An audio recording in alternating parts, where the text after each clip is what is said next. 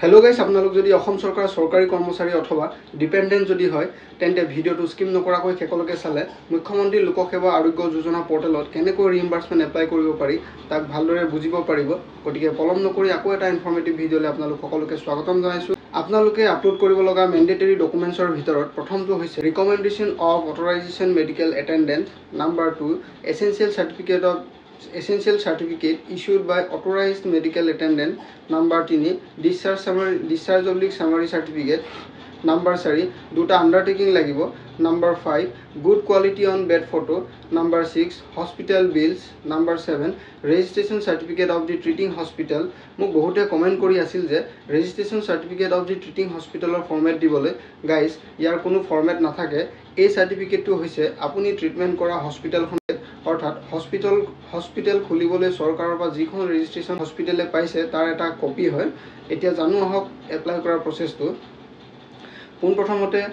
পোনপ্ৰথমতে যিকোনো এটা browser open কৰি গুগলত সাৰ্চ কৰিব লাগিব মুখ্যমন্ত্ৰী লোকসেৱা আৰোগ্য যোজনা প্ৰথম লিংকত ক্লিক কৰিব আৰু ওপৰত এটা ৰঙা ৰঙৰ আখৰ দেখিব য'ত লিখা থাকিব ৰিইম্বাৰ্সমেন্টৰ নামত কোনো ধৰণৰ ফিজ লোৱা নহয় বুলি আপোনাৰ ডিটেইলছ দি লগইন কৰি ল'ব হোম পেজটো ওলোৱাৰ পিছত ৰিইম্বাৰ্সমেন্টত ক্লিক কৰিব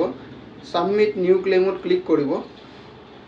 patient name ot rogir naam drop down or pora select koribo hospital ot admit hua tarikh to select koribo rogi jon discharge othoba morise neki select koribo discharge or tarikh select koribo hospital or state automatic select thakibo aru apuni treatment kora hospital to jitu district ot thake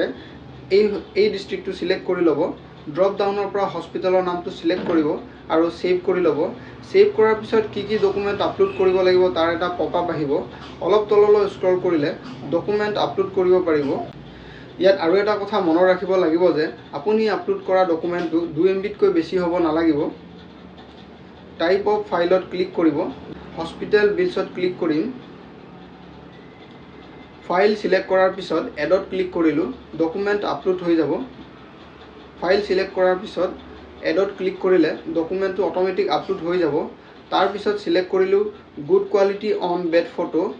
এই ফটোটো ৰোগীয়ে হস্পিটেলত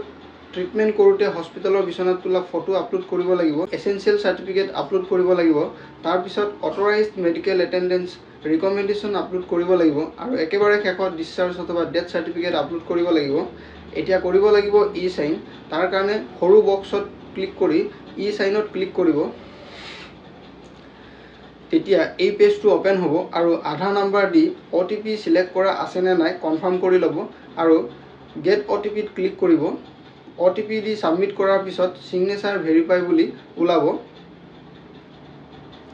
আকৌ ভালদৰে check কৰি request এপ্ৰুভেলত click কৰি সকলো শুদ্ধ হলে ইয়েছত ক্লিক কৰিব এদিন বা দুদিন পিছত চেক কৰি চাব আপোনাৰ যদি কিবা কোৱেৰি থাকে তেন্তে এনেদৰে দেখুৱাব আৰু তাত ক্লিক কৰি যি ডকুমেন্ট আপলোড কৰিবলৈ থাকি যায়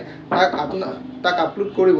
আপলোড কৰাৰ পিছত কোৱেৰি ৰিপ্লাই দিবলৈ নাপাহৰিব যেতিয়া আপোনাৰ ডকুমেন্টসমূহ এপ্ৰুভ হয় তেতিয়া এনেদৰে ডকুমেন্টছ ভেৰিফাইড বুলি শো কৰিব আৰু কিমান দিনত পইচা সোমায় তাৰ বিষয়ে নেক্সট ভিডিও জনাবলৈ ট্ৰাই কৰিম গতিকে এতিয়ালৈকে যদি আপোনালোকে চেনেলটো সাবস্ক্ৰাইব অথবা ফলো যদি কৰা নাই